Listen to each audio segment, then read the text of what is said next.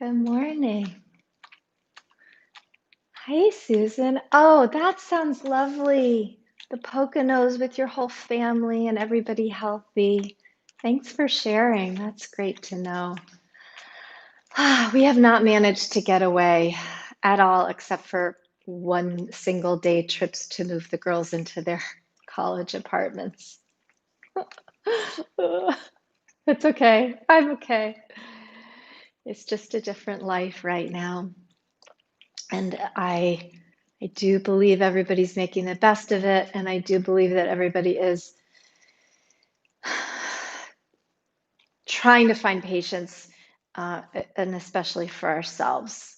You know, little mini breakdowns every once in a while are to be expected and probably a good thing because we can't hold it all together single-handedly. None of us can. We have to support each other and we have to know when to turn inward and support ourselves. So it's funny because last week I was talking about how there was a little taste of fall in the air, and that taste is gone today. It's going to be 90 degrees. It's super humid. And that's sort of the way things go. Every day is a new thing. And mainly if we can look at it as another opportunity to be present, then that's the best place to start from. Good morning, Jane. Glad to see you here. Hey, Sandra. So we just learned something interesting. Zoom is having a major league meltdown, and apparently it's because so many schools have started back up and are using the platform. In fact, our studio's account is giving us trouble and we can't log in. So crazy times. And we just have to breathe. We just have to breathe. Hey, Marla. Thank you for starting your week with me. You'll be happy or interested to know I am still struggling my way through the Sunday crossword. Sometimes it takes me all week. So that's fun. That's definitely been my outlet. Puzzles, either crossword or jigsaw. I'm alternating. I don't have a good jigsaw one right now, but the Sunday crossword never fails to entertain. So, all right. Hey, Gail. Oh, you are so welcome. You are so welcome. Hello, Joan. Yeah, Sandra, I know. Fingers crossed about Zoom. Hopefully it'll be done and fixed by the time your class goes tonight. Sandra Jenkins Clark, everybody, teaches a wonderful restorative class on Zoom every Monday evening at 8 p.m. Check it out. Hey, Judy. All right, a couple of announcements. This next week, starting on Monday, August 31st, we are launching our week-long Yoga Fest. It is 5 straight days of delicious activities curated just for you. We've got a whole slew of our favorite guest teachers presenting hour-long little mini workshops, and our own in-house teachers presenting lots of different interesting topics, plus some extra videos that you can get as part of the package. So check out our website at sunandmoonstudio.com for the Yoga Fest. And I am Annie Moyer. It is Monday morning, August 24th.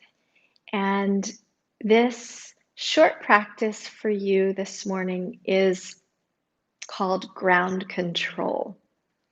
It's going to be a focus on the hips.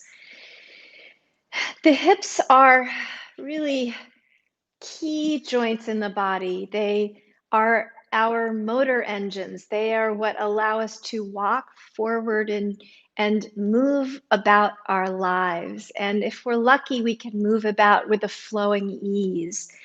And also, if we're human, then we're going to stumble sometimes as we engage those motor engines that connect our pelvis to our legs, because the nature of our lifestyle, especially right now, involves so much sitting. It's just hard to find our way around it. And so, in addition to our hips being the things that help us move and glide and flow through life, they also are our conduits through the legs into the feet, into the ground, which take the grounding energy at the base of our pelvis and solidify us down into the earth in stillness, and ideally in ease and in comfort. And when we can't find that ease or comfort, and or when that sense of grounding stability seems elusive, it's a helpful practice to lie down on the ground and get in touch with all of the possible range of motion in the hip joints. And so that's what we'll do today. So come to your mat and lie down on your back with your knees bent and your feet on the ground. And you'll want to have nearby a blanket or a block or a thick cushion or pillow or all of the above.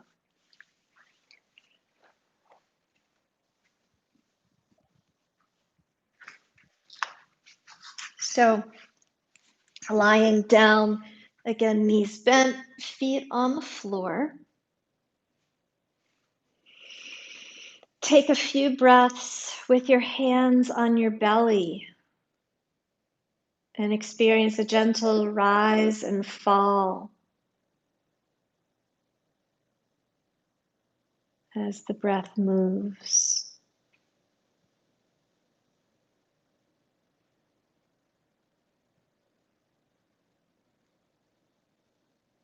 And then release your arms by your sides and begin to roll your pelvis back and forth. So you'll feel the articulation of the lower spine meeting the ground and then rising alternately away from the ground. The entire time you feel the heavy and solid structure of the sacrum maintaining its contact with whatever steady floor is underneath you. And if there ever was a time when it might feel like the ground is shifting right underneath us, it is right now. There is social unrest, there is raging virus, there are terribly destructive fires in California. The ground is shifting, but it's not going away. It is still there for us to connect into, which is exactly when a reclining hip practice comes in so handy. So come to center, pause and breathe. And then separate your feet as wide as your mat and rock your knees gently from side to side.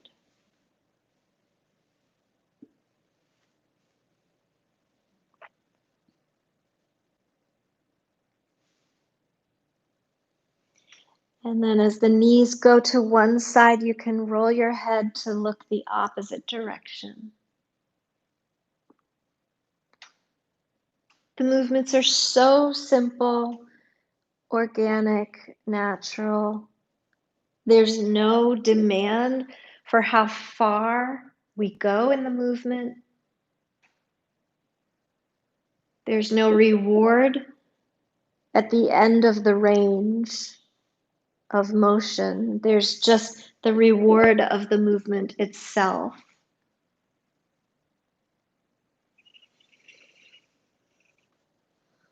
Taking time to check in with the breath as frequently as you can remember to do so. And then come back to center and pause. And then bring the feet together and bring one knee into the chest. And then straighten that leg up toward the ceiling. Any amount, any height, and any degree of straightness through the knees is appropriate. And then slowly, as you inhale, extend your straightened leg out in front of you until it reaches the floor.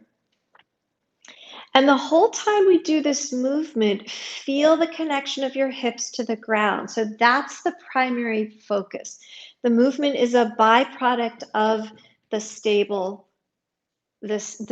surface underneath. So we're switching legs. The knee comes in and the shin straightens up. And then we extend the leg out and slowly float it down. And then retract the foot, bend the knee, foot to the floor, continuing on each side. So often I will say that the action is not where the action appears to be. So right now, the apparent action is what your legs are doing. But the real action is the stabilizing force of the hips. And if you tune in really close to that dynamic, you might notice that the pelvis may have a tendency to tip or swerve at a certain point in the sequence of movement. And then you have some information for what can you do to stabilize it. And then when you do that, does tension arise somewhere else in the body? And then what can you do to soften that tension? So that what you're left with is an easy, fluid movement that's allowing you to flow from one shape to the next, while the entire time, the entire experience is being fed by a really assured stability underneath you. So finish up your last movement, feet to the floor. And now take the first leg in, the knee comes in, straighten the leg up now and hold it there, straightened and lifted any degree, any amount. Take a breath and then extend the other leg straight out onto the floor and get your thigh as close to the ground as it will go. And it might mean rocking the hips forward a little bit and lowering this leg a touch. Often we do this with excuse me, with a strap. I like to do it without the strap in certain circumstances, and this is being one of them where we're doing a lot of work to maintain steady ground under the pelvis. So now with the lifted leg as straight as it will go, we'll take it out to the open side. Pause for a breath, and I'm propping the leg up with my hand, and my elbow is like a kickstand on the floor. Take a nice steady inhale, and then on your exhale, bring the leg up, let it cross over to the other side and take it to a twist. Any amount. This time the pelvis is going to tip sideways, and the grounding quality is going to reside in the bottom hip, while the top hip taps into its fluid potential. And then come back up and pause. Pull the knee in, hug it for a moment, circle it around, and then the other direction. And notice if your hips tip and swerve. That's not wrong. What you can also notice is if you slow down the circling of the thigh in its socket, then you can stabilize. Do it both ways. And then pull the other knee in, reset for the second side, straighten the leg up, and then straighten the other leg out on the ground. So the thigh of the bottom leg is seeking the ground, and the pelvis can tip forward to help that bottom leg drop. So now the action of ground is happening not just in the pelvis, but down the whole length of the bottom leg. And this is where the ground control makes whatever we choose to do up above the ground a little more supported. And then take the leg out to the side.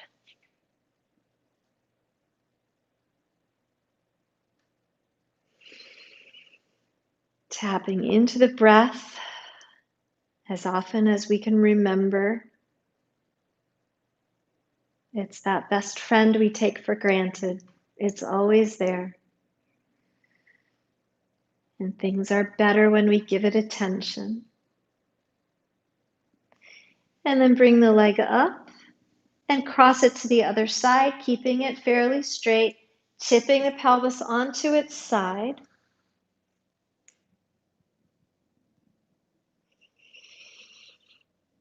You feel the grounding action happening primarily in the bottom hip and down that leg. And then bring the leg back up to center, hug the knee in, circle it a few times and watch the pelvis tip and sway. Notice its capabilities to do so. And then switch directions of your circles in the thigh. Slow it down until the hips are stable. The pelvis is heavy and rooted. Maybe the circles get really small here in your investigation of how to move from a base of steady ground. And then pause at center. And now straighten both legs out. And dig your heels into the mat and push and pull your feet back and forth quickly so it creates a rebound effect throughout the rest of the body. And then circle around in the ankle joints, circle around in the other direction. So you notice that even as you're sloshing back and forth on the ground, you're still steady, you're still grounded and stable. The control of the earth is still present. And then tip the legs in and out. And then just jiggle them all around. And the ground does not move. We move. We are built to move. And that movement is made possible by gravity, stability underneath. All right. So now bend the knees and cross one ankle over the opposite knee. And pause here for a moment. So your thighs are wide apart. The knee is pointing out to the side. The ankle is above the knee of the down leg. And then take it into a twist. So you're going to the direction of the down leg, and the crossed ankle has a foot underneath it that maybe you can stand on the ground.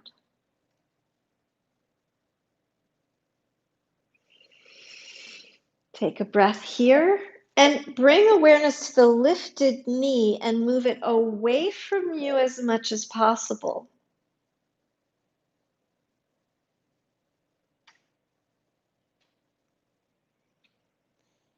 And then igniting some strength and power in the bottom leg. Use that action to initiate a rising back up. And then step the bottom leg foot to the floor. Take the crossed knee and pull it in towards you. Lift the shin and hold on to your shin or your ankle or possibly your foot. Notice if your lower back flattened and smushed into the ground.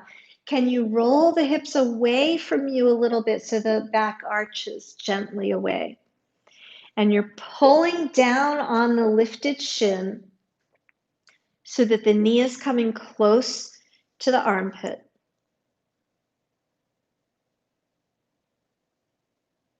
Now take the bottom leg and extend it out and hover it above the floor and give it a few bounces in the air. And then release the leg and release the other leg and straighten it out to the ground. And then start back again at the beginning. So now the other ankle crosses over the knee. And pause here. And then tip the legs over to the side of the down leg. And the crossed ankle uses the foot to stand on the ground if possible. If it doesn't reach, you could put a block underneath or some raised surface. And now working the lifted knee away from you. And breathing.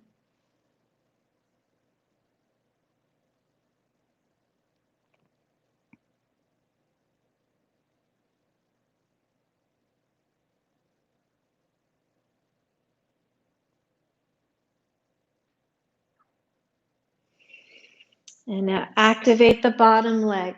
Put some life into it. Put some effort into it. Put some of that steady ground into it. And then use that energy to raise the legs up. Step the foot to the floor. Take the crossed knee, pull it toward your armpit. Lift the shin. Hold on somewhere. Check that your pelvis hasn't rolled completely back, so it's either lifted or the lower back is flat. So we want the pelvis to remain grounded. And we're pulling down on the lifted shin.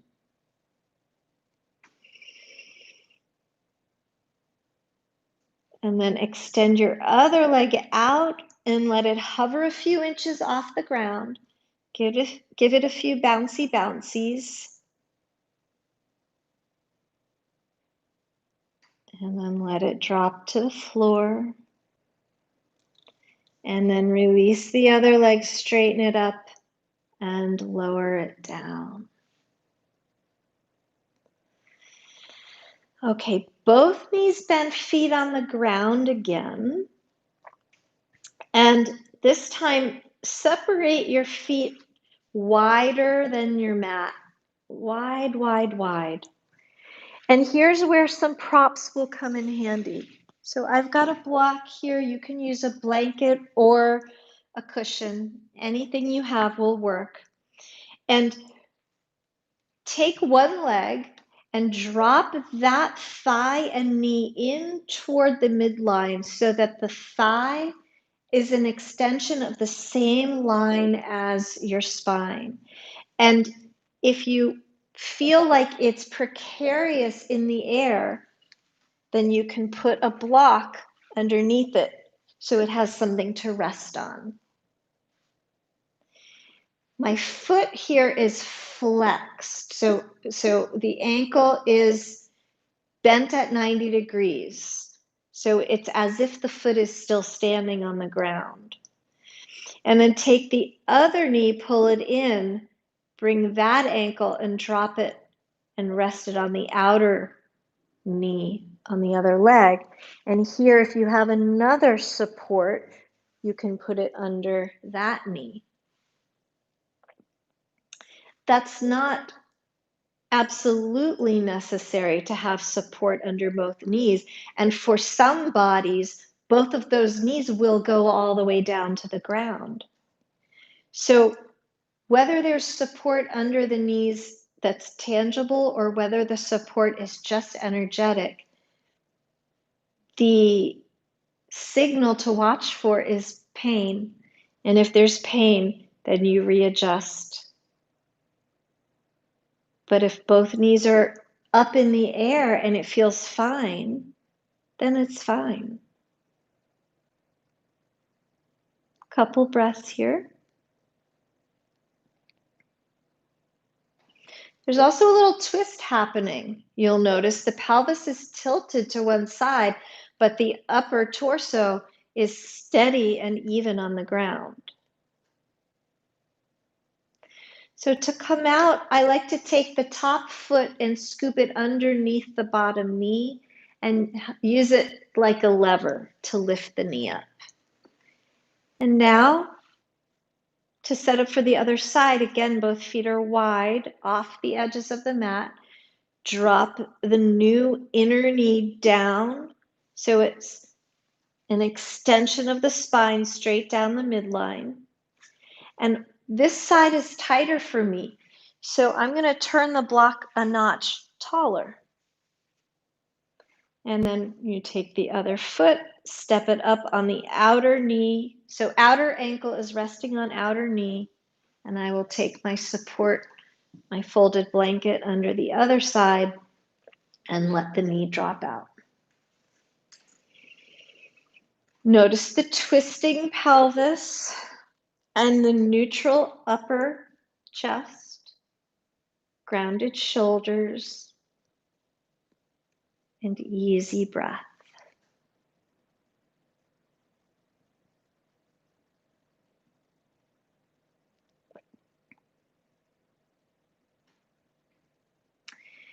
The more we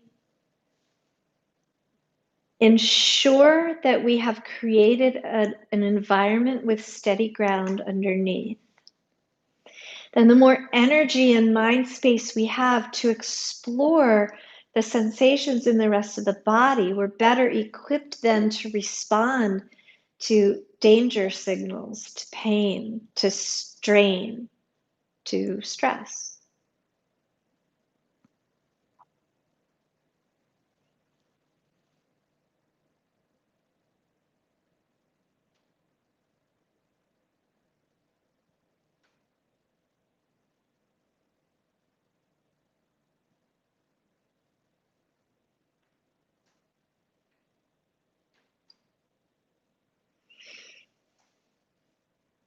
Easy, fluid, slow, long breaths. And then after the next exhale, take the foot that's on top of the knee, scoop it underneath, energize both legs, and use the bottom foot as a lever to bring the knee up and stand the feet on the ground again. I'm going to grab my block, put it to the side for now. So this time, take both feet and scoot them over to the same side. And then take the inside leg and drop the knee out. Put something under it if it feels like it's precariously floating in space. Take the other knee, pull it in towards you. Move the leg across the midline, find the outer knee of the bottom leg, hook it with the outer ankle of the top leg, and then drop that knee out to the side. And you can leave it where it lands, or you can put something underneath the hip or the knee.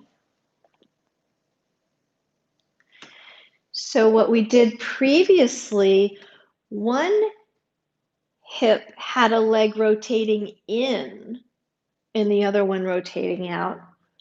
In this round, both thighs are rotating out within their own hip joints. And we breathe, and we feel the steady ground underneath. And once we are established in that support, and our minds are free to do the work of discernment in the rest of our experience.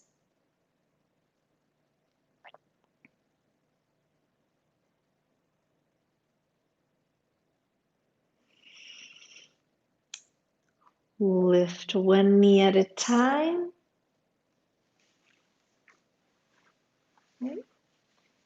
And then set it up on the other side. So both feet scoot together off to the side, and the inside leg drops out. Put something underneath it. And then the other knee comes in. The leg glides across the midline. Hook the outer knee with outer ankle. Let the knee drop out to the side.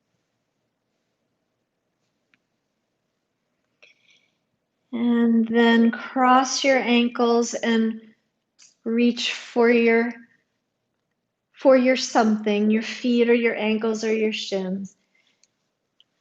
And take a few rocking movements. And then switch the cross and rock some more.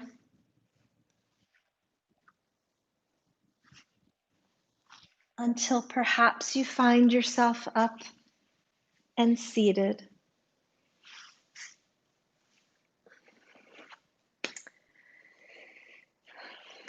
Thank you so very much for joining today. May you go with the flow of this and all days with ease and steady ground control. Thank you. Namaste.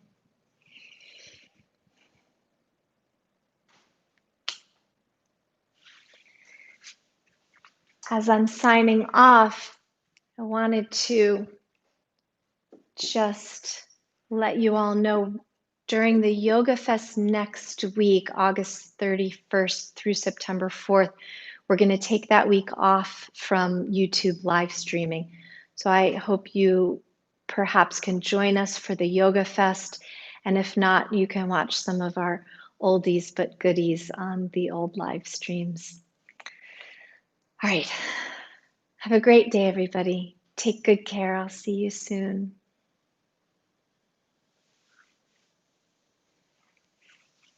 You're so welcome, Joan. So welcome. All right.